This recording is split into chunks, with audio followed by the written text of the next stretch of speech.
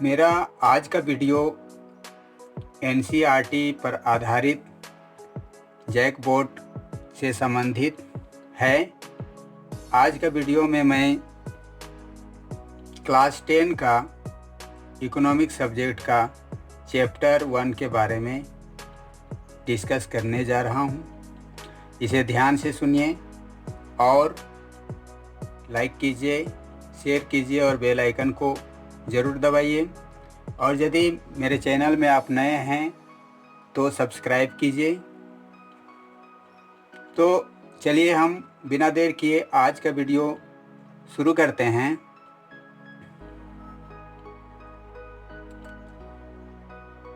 जैसे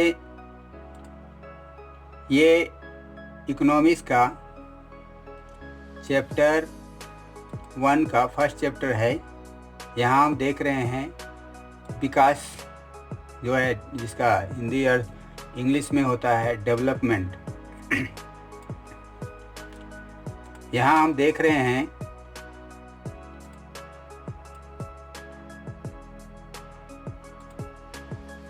चैप्टर में कह रहा है क्या कि विकास अथवा प्रगति की धारणा हमारे देश से हमारे साथ है। ठीक है, हमारी आकांक्षाएं और इच्छाएं हैं कि हम क्या करना चाहते हैं और अपना जीवन कैसे जीना चाहते हैं। अर्थात यहाँ विकास अथवा प्रगति की धारणा के बारे में बताया गया है कि सभी लोगों की आकांक्षाएं और इच्छाएं अलग अलग होती हैं। आगे हम देखते हैं, इसी तरह हम विचार रखते हैं कि कोई देश कैसा होना चाहिए, हमें किन अनिवार्य वस्तुओं की आवश्यकता है, क्या सभी का जीवन बेहतर हो सकता है, लोग मिलजुल कर कैसे रह सकता है, लोग क्या और अधिक समानता हो सकती है। विकास इन सभी प्रश्नों पर विचार करने और इन लक्ष्यों को प्राप्त करने के उपायों से जुड़ा है। यह काम जटिल है और इस अध्याय में हम विकास को समझने की प्रक्रिया शुरू करेंगे। आप उच्च कक्षाओं में इन मुद्दों को अधिक गहराई से सीखेंगे। इसके अतिरिक्त ऐसे बहुत से प्रश्नों के उत्तर आपको अर्थशास्त्र में ही नहीं बल्कि इतिहास और राजनीति विज्ञान के पाठ्यक्रम में भी मिलेंगे। बच्चों, जैसा कि इसमें बताया गया है कि अर्थशास्त्र सभी दूसरे विषयों से संबंधित है, दूसरे विषयों से जुड़ा हुआ है। जैसे राजनीति विज्ञान, इतिहास, ये सारे सब्जेक्ट, सारे विषय अर्थशास्त्र से जुड़ा हुआ है। ऐसा इसलिए है, यहाँ आगे देखिए लिखा है, ऐसा इसलिए है कि हम आज जो जीवन जी रहे हैं वह अतीत से प्रभावित है। ठीक है, हम जो जाने बिना बदलाव की इच्छा नहीं रख सकते हैं, मतलब इसे हम जाने बगैर बदलाव की इच्छा नहीं रख सकते हैं। इसी तरह हम केवल एक लोकतांत्रिक राजनीतिक प्रक्रिया के द्वारा ही इन आशाओं और संभावनाओं को वास्तविक जीवन में प्राप्त कर सकते हैं। तो यहाँ पर ये विकास से संबंधित कुछ तथ्य दिया हुआ है। जैसे यहाँ पर देखिए चित्र में दिखाया गया है कि एक आदमी ऊपर बैठा हुआ है। चित्र में यहाँ हम साफ साफ देख सकते हैं इस चित्र में कि एक आदमी ऊपर बैठा हुआ है और नीचे ये कुछ लोग काम कर रहे हैं। ठीक है, अर्थात विकास तभी संभव है जब इन लोगों का भी विकास होगा। हम दूसरे चित्र की तरफ ध्यान जब देते हैं तो यहाँ एक आदमी रिक्शा चला रहा है और यहाँ कुछ और भी चित्र दिखा रहा है। खाना पकाया जा रहा है, यहाँ लोग आराम से बैठ के पढ़ रहे हैं, ये कोई बिजनेस कर रहा है। तो ये सब को यहाँ दिखा रहा है कि ये आदमी रिक्शा में ले जा रहा है। कहने का मतलब है कि एक के आर्थिक स्थिति पर दूसरे लोग प्रभावित होते हैं या दूसरे लोगों की आर्थिक स्थिति एक दूसरे से जुड़ा हुआ होता है। जैसे यहाँ नीचे के लाइन में लिखा हुआ है कि यहाँ देखिए, यहाँ पर लिखा हुआ है मेरे बगैर वे विकास नहीं कर सकते, इस व्यवस्था में मेरा विकास नहीं हो सकता। मतलब इस तरह का यदि व्यवस्था है, ये अपनी शिकायत बता रहा है कि इस तरह से यदि व्यवस्था रहेगी तो मेरा विकास नहीं हो सकता है, और जब तक मेरा विकास नहीं हो सकता है तब तक उनका विकास नहीं हो सकता है। इस चित्र के माध्यम से ये बताया गया है। चलिए अब हम दूसरा स्टार्ट करते हैं। यहाँ कहता है कि विकास क्या वादा करता है, विभिन्न व्यक्ति विभिन्न लक्ष्य। जितने भी व्यक्ति हैं उन सब का विभिन्न लक्ष्य होता है। जितने तरह के व्यक्ति होंगे उतने तरह के लक्ष्य भी होगा। हम पहला लाइन में स्टार्ट करते हैं, देखते हैं क्या कहता है।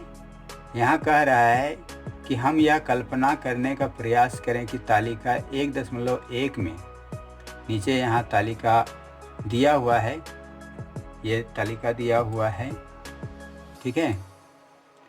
इस तालिका के बारे में बताया गया है। तालिका 1.1 में विभिन्न श्रेणी के लोगों के विकास के लक्ष्य क्या है।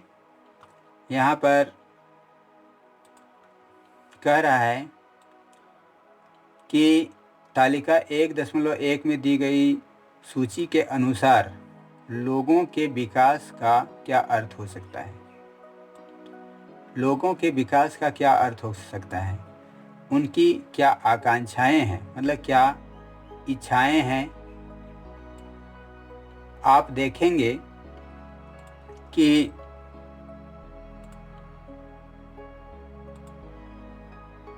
कुछ स्तंभ अधूरे भरे हुए हैं। इस तालिका को पूरा करने की कोशिश कीजिए। आप चाहें तो किन्हीं और श्रेणी के व्यक्तियों को जोड़ सकते हैं। किन्हीं और श्रेणी का यहाँ पर मतलब है कि और दूसरे क्षेत्र में काम करने वाले लोगों से। इस भाग में यहाँ पर एक लिखा हुआ है कि तुम एक कार चाहते हो। अभी देश की जो स्थिति है उसमें तुम यही आशा कर सकते हो कि काश तुम्हारे पास एक रिक्शा होता। तो इस टॉपिक से ये पता चलता है कि आर्थिक स्थिति कुछ ठीक नहीं है। उस समय के बारे में ये दर्शा रहा है कि अभी जो स्थिति देश की है उससे तो यही सिर्फ आशा किया जा सकता है कि मेरे पास काश एक रिक्शा होता है, यानी रिक्शा भी संभव नहीं है। इस तरह से यहाँ दिखाया गया है। और उसके बाद में यहाँ कुछ स्तंभ दिया हुआ है, जैसे व्यक्ति की श्रेणी और विकास के कुछ आकांक्षाएं। तो व्यक्ति विकास के लक्ष्य और आकांक्षाएं, जितने पहले भी बताया कि जितने तरह के व्यक्ति होते हैं उतने तरह के आकांक्षाएं, उतने तरह के लक्ष्य निर्धारित करते हैं। जैसे पहला में यहाँ दिखाया है कि भूमिहीन ग्रामीण मजदूर हैं। भूमिहीन ग्रामीण मजदूर ये क्या चाहेंगे, काम करने के अधिक दिन होना चाहिए, बेहतर मजदूरी होना चाहिए, स्थानीय स्कूल में उनके भी बच्चे पढ़ सके, उत्तम व्यवस्था होना चाहिए, शिक्षा प्रदान करने में सक्षम होना चाहिए, कोई सामाजिक भेदभाव नहीं होना चाहिए। ये आकांक्षाएं रखते हैं। वह भी देश में नेता बन सकते हैं। इस तरह का भूमिहीन ग्रामीण मजदूर ये चाहता है, इसकी आकांक्षाएं और लक्ष्य हैं। यदि हम पंजाब के समृद्ध किसान के बारे में बात करते हैं तो उनका लक्ष्य और आकांक्षाएं अलग होगी। जाहिर है किसानों को उसकी उपज के लिए ज़्यादा समर्थन मूल्य मिलना चाहिए और मेहनती और सस्ते मजदूर मिलने से अच्छा है उसके द्वारा उच्च पारिवारिक आय सुनिश्चित करना, ताकि वह अपने बच्चों को विदेश में भी बसा सकें। तो ये है पंजाब के समृद्ध किसान, उसका लक्ष्य और आकांक्षाएं। इसी तरह से किसान जो खेत के लिए केवल वर्षा ऋतु पर निर्भर करते हैं, उसकी क्या आकांक्षाएं हो सकती हैं। तो ये यहाँ पर आपको यहाँ पर प्रश्न पूछा गया है, तो इसको आपको है सो यहाँ पर ये उत्तर देना है। इसका प्रश्न पूछा जा रहा है। उसी तरह से जब हम भूस्वामी परिवार की एक ग्रामीण महिला के बारे में बात करेंगे, तो उसकी क्या लक्ष्य होगा, क्या उसकी आकांक्षाएं होगी, ये आपको फिलअप करना है। शहरी बेरोजगार युवक का क्या लक्ष्य और आकांक्षाएं होगी। शहर के अमीर परिवार का एक लड़का का क्या लक्ष्य और आकांक्षाएं होगी। अब एक और दिया हुआ है, जैसे शहर के अमीर परिवार की एक लड़की की क्या आकांक्षाएं होगी। तो यहाँ दिखा रहा है कि उसे अपने भाई के जैसी आज़ादी मिलती है और वह अपने फैसले खुद कर सकती है, यह अपनी पढ़ाई विदेश में कर सकती है, ऐसी उसकी आकांक्षाएं होगी। ठीक है। अगला स्टेप में जब हम देखते हैं तो यहाँ नर्मदा घाटी की एक आदिवासी के बारे में बताया है कि उसकी क्या आकांक्षाएं होगी, क्या उसकी लक्ष्य होगा, क्या उसकी आकांक्षाएं होगी, क्या उसकी लक्ष्य होगा। ठीक है। तो यहाँ पर लिखना है उसको।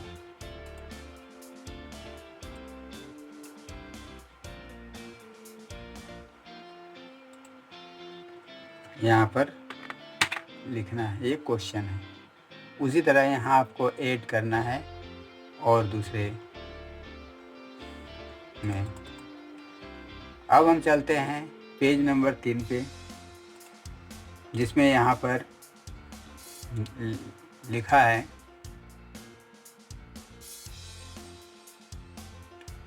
कि आज़ादी और अवसर मिलने पर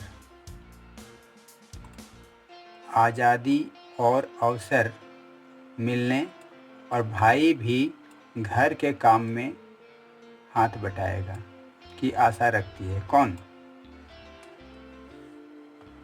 एक लड़की, अमीर परिवार की एक लड़की। हो सकता है कि भाई को यह पसंद न हो।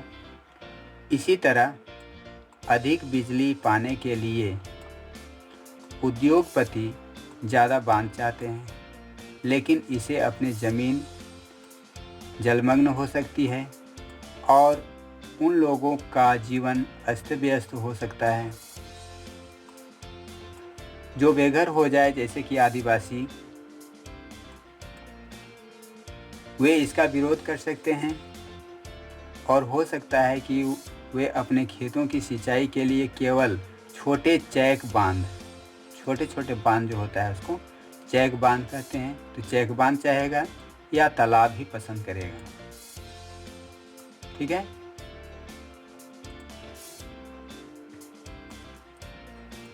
इस तरह दो बातें तो साफ हो जाती हैं। एक, अलग अलग लोगों के विकास के लक्ष्य भिन्न भिन्न हो सकते हैं, और दूसरा, एक के लिए जो विकास है वह दूसरे के लिए विकास न हो, यहाँ तक कि वह दूसरे के लिए विनाशकारी भी हो सकता है। जैसे यहाँ एक चित्र में दिखाया है कि एक आदमी कार से जा रहा है और ये धुआं छोड़ रहा है, और ये जो औरत है वह एक टेबल का ही शरण ले करके और नीचे बैठी हुई है। तो यहाँ पर ये कहते हुए जा रहा है क्या कि इस तरह के लोग विकसित नहीं होना चाहते हैं। ठीक है, अब हम देखते हैं आय और लक्ष्य। आय और लक्ष्य क्या है? तो आय और लक्ष्य भी एक दूसरे से बहुत अधिक निर्भर आय और लक्ष्य। आय अधिक होगा तो लक्ष्य साधा जा सकता है या लक्ष्य में परिवर्तन होता है। यहाँ कह रहा है कि अगर आप एक बार फिर तालिका 1.1 देखें तो एक बात आप समान पाएंगे। क्या पाएंगे? लोग चाहते हैं कि उन्हें नियमित काम मिले। ठीक है, और बेहतर मजदूरी और अपनी उपज अथवा अन्य उत्पादों के लिए अच्छी कीमत मिले। ये सभी लोगों का सपना होता है। दूसरे शब्दों में हम मोटे मोटे तौर पर कह सकते हैं कि वह अधिक आय चाहते हैं, जैसा कि हर लोग चाहता है अधिक आय। किसी भी तरह से ज़्यादा आय चाहने के अतिरिक्त लोग बराबरी का व्यवहार चाहते हैं। सिर्फ अधिक आय ही नहीं चाहते हैं, बल्कि लोग क्या चाहते हैं? बराबरी का व्यवहार चाहते हैं, स्वतंत्रता चाहते हैं, सुरक्षा चाहते हैं और दूसरों से आदर मिलने की इच्छा भी रखते हैं। ठीक है, वे भेदभाव से अप्रसन्न होते हैं, नहीं चाहते हैं कि उसके साथ किसी तरह का भेदभाव हो। ये सभी महत्वपूर्ण लक्ष्य होते हैं। बल्कि कुछ मामलों में तो ये अधिक आय और अधिक उपभोग से अधिक महत्व हो सकते हैं। आय वहाँ पर गौण हो जाता है, अधिक उपभोग गौण हो जाता है, और सामाजिक जो सम्मान है वह लोगों के लिए अधिक महत्वपूर्ण हो सकता है। क्योंकि सिर्फ कहा गया है कि जीने के लिए केवल भौतिक वस्तुएं ही पर्याप्त नहीं होता है। भौतिक वस्तुएं, रुपये पैसे ही ज़्यादा हो ये ज़रूरी नहीं है। यदि समाज में उसकी प्रतिष्ठा नहीं है, समाज में यदि प्रतिष्ठा नहीं है, तो उस पैसा वाला हो करके या संपत्ति उसके पास यदि है तो वो कोई मायने नहीं रखता है।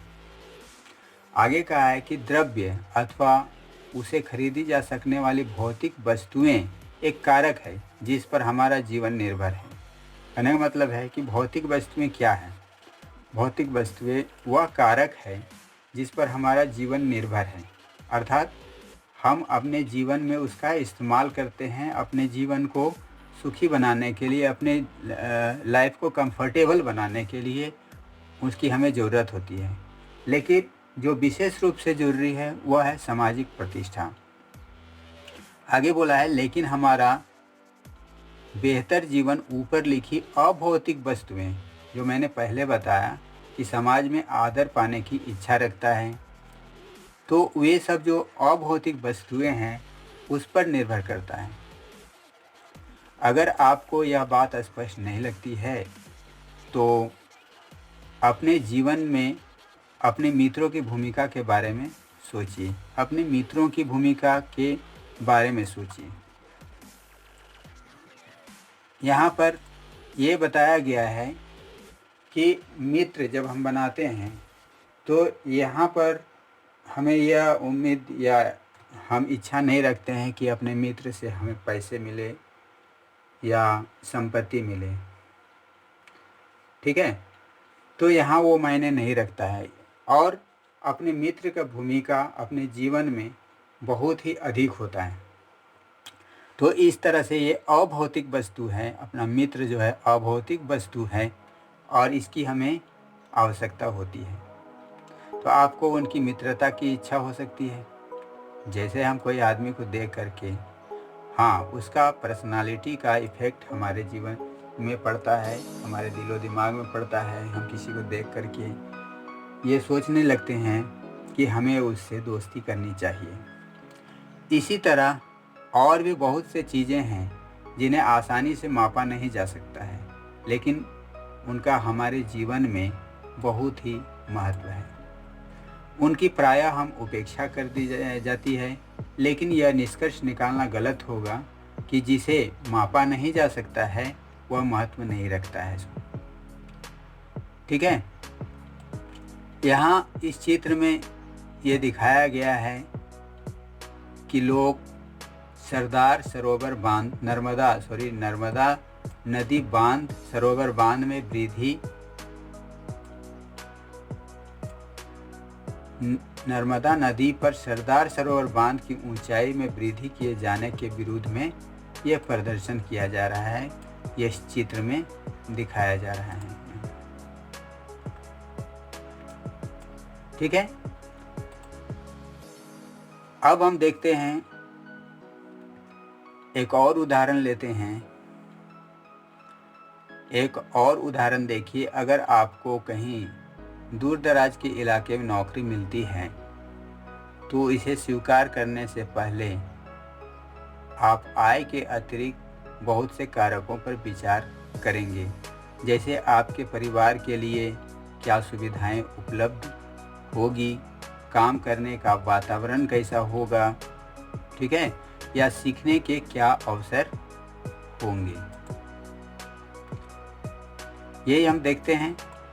जैसे मान लीजिए कि जम्मू कश्मीर या अन्य ऐसे जगहों में आपको नौकरी मिलती है तो आप इन चीज़ों पर विचार करेंगे कि परिवार के लिए क्या वहाँ सुविधा मिलेगा या नहीं मिलेगा, इस पर विचार करेंगे। ठीक है, काम करने का वातावरण कैसा होगा, इस पर विचार करेंगे। सीखने के क्या अवसर है, मतलब जो सीखने का अवसर होता है वह आदमी जीवन भर जन्म से लेकर के मृत्यु पर्यंत तक कुछ न कुछ सीखता ही रहता है। तो हमेशा आदमी ये चाहता है कि जहाँ पर हम जा रहे हैं वहाँ हमें सीखने के क्या अवसर प्राप्त होंगे। आगे बोला है कि दूसरी नौकरी में यद्यपि आपको वेतन कम मिलता है, ठीक है, लेकिन यदि यह नियमित रोजगार हो सकता है तो आपकी सुरक्षा की भावना को बढ़ाता है। आप देखे होंगे दैनिक मजदूरी करने वाले लोग भी, जहां उसको अस्थायी रूप से काम मिल जाता है, हालांकि जो दूसरे जगहों से उसे कम मजदूरी मिलता है, जैसे कि ठेकेदार के अंदर जब काम करता है तो उसे थोड़ा कम मजदूरी मिलती है, लेकिन फिर भी वह ठेकेदार के अंदर ही काम करना चाहता है। क्यों? इसलिए कि उसे नियमित रोजगार मिला है। कभी कभी लोग ऐसे भी होता है कि दिन में किसी खास दिन में काम नहीं मिला तो उसे घर वापस जाना पड़ता है और दिन भर बैठ कर के रह जाता है। तो इसलिए वो लोग ऐसे जगह पे थोड़ा बहुत कम भी मिले लेकिन रेगुलर मिल रहा है, लंबे समय तक यदि उसे काम मिल रहा है तो उसी को वो महत्व देता है। आगे बोला है कि एक अन्य नौकरी अधिक वेतन दे सकता है लेकिन कार्य की सुरक्षा नहीं है। जैसे बहुत सारे जोखिम वाले कार्य जो होते हैं, तो जोखिम वाले कार्य न करके यदि कोई सुविधाजनक कार्य है, कम पैसा मिल रहा है, तब भी उसी काम को लोग महत्व देते हैं। ठीक है, और हो सकता है कि आपको परिवार के लिए पर्याप्त समय भी न मिले, कोई ऐसे काम में जिसमें परिवार के लिए कोई समय ही न मिले तो उस काम को भी लोग ज़्यादा महत्व नहीं देता है। इससे आपकी सुरक्षा और स्वतंत्रता की भावना कम हो जाएगी। ठीक है, उसके बाद बोला है कि विकास के लिए लोग मिले जुले लक्ष्यों को देखते हैं। यह सच है कि यदि महिलाएं वेतनभोगी कार्य करती है तो घर और समाज में उनका आदर बढ़ता है। तथापि यह भी सच है कि अगर महिलाओं के लिए आदर है तो घर में उनके कामकाज में ज़्यादा हाथ बटाया जाएगा और घर से बाहर काम करने वाली महिलाओं के लिए अधिक स्वीकार किया जाएगा। सुरक्षित और संरक्षित वातावरण के कारण ज़्यादा महिलाएं विभिन्न प्रकार की नौकरियां या व्यापार कर सकती हैं। ठीक है, इसलिए लोगों के विकास के लक्ष्य केवल बेहतर आय के ही नहीं होते हैं, बल्कि जीवन में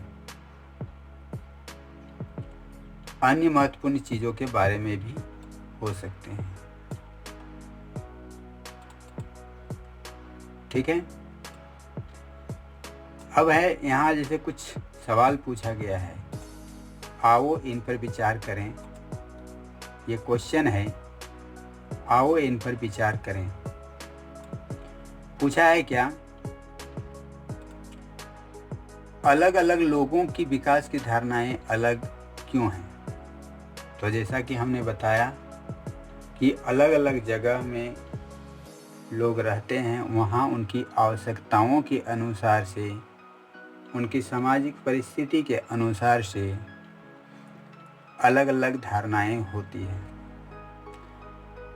ठीक है, नीचे दी गई व्याख्याओं में कौन सी अधिक महत्वपूर्ण है और क्यों?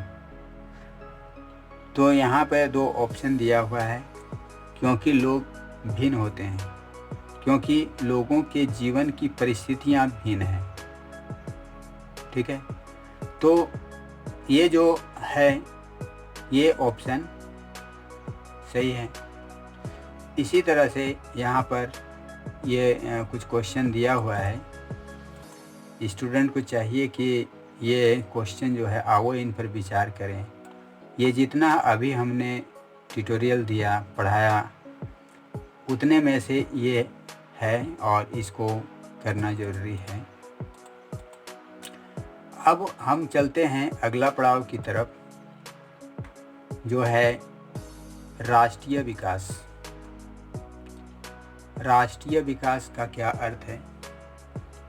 नाम से ही पता चलता है कि राष्ट्रीय विकास का मतलब राष्ट्र का विकास, यानी पूरे देश का विकास क्या हो सकता है। एक अपना पर्सनल विकास और राष्ट्र का विकास दोनों अलग चीज़ है, लेकिन दोनों एक दूसरे से संबंधित हैं। यदि हमारा विकास होगा तभी राष्ट्र का विकास हो सकता है। जैसा कि हमने ऊपर देखा कि यदि लोगों के लक्ष्य भिन्न भिन्न है तो उनकी राष्ट्रीय विकास के बारे में भी भिन्न भिन्न धारणाएं होगी, भिन्न भिन्न उसका लक्ष्य होगा। आप में इस विषय पर चर्चा कीजिए कि भारत को विकास के लिए क्या करना चाहिए।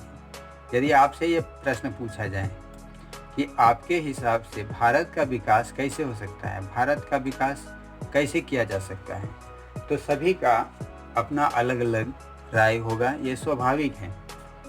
ठीक है, कोई हो सकता है कि ये बोले कि यदि राष्ट्र में शिक्षा का विकास हो, बेहतर शिक्षा हो, तो राष्ट्र का विकास हो सकता है। कोई ये बोलेगा कि बेहतर इनकम हो, आय की वृद्धि हो, तो उससे राष्ट्र का विकास संभव है। इस तरह से अलग अलग धारणाएं हो सकती है, अलग अलग उसका मतलब सुझाव हो सकता है। संभव है कि कक्षा के विभिन्न विद्यार्थियों ने उपयुक्त प्रश्नों के अलग अलग उत्तर दिए होंगे। हो सकता है कि आपने स्वयं इन प्रश्नों के बहुत से उत्तर सोचे हों और उनमें से किसी एक के विषय में आप स्वयं भी निश्चित न हो। यह समझना बहुत आवश्यक है कि देश के विकास